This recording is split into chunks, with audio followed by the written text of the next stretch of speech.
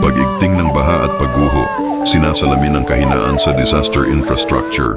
Sa gitna ng pananalasa ng malakas na bagyo ngayong linggo, tumindi ang pagbaha at mga pagguho ng lupa sa iba't ibang bahagi ng Visayas, partikular sa lalawigan ng Cebu, Bohol at ilang lugar sa Negros Oriental. Ayon sa mga autoridad, hindi lang simpleng epekto ng pag-ulan ang nangyari, kundi resulta rin ng mahinang disaster risk infrastructure at kulang na preparasyon ng ilang lokal na pamahalaan. Sa Cebu City, ilang barangay ang nalubog sa baha sa loob lamang ng 2 oras matapos bumuhos ang walang humpay na ulan.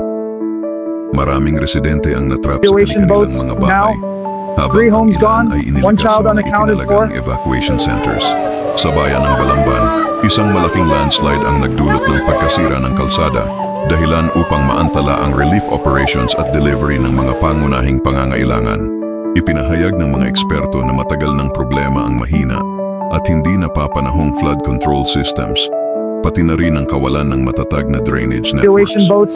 Sa ilang lugar, kahit may proyekto para sa flood mitigation, kulang ito sa maintenance o hindi natapos sa tamang panahon. Dahil dito, mas lumalala ang epekto ng bawat bagyong dumadaan. Ayon sa isang urban planner mula sa University of San Carlos, ang isyu ng baha ay hindi lamang usapin ng kalikasan, kundi ng planning at governance.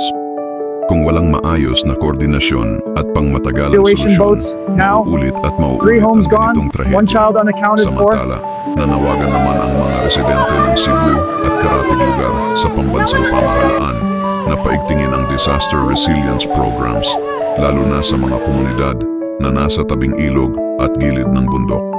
Hiling nila na huwag lamang pansamantalang aksyon, kundi tuloy-tuloy na pagtutok upang mailigtas ang mga buhay at kabuhayan sa harap ng tumitinding banta ng mga kalamidad.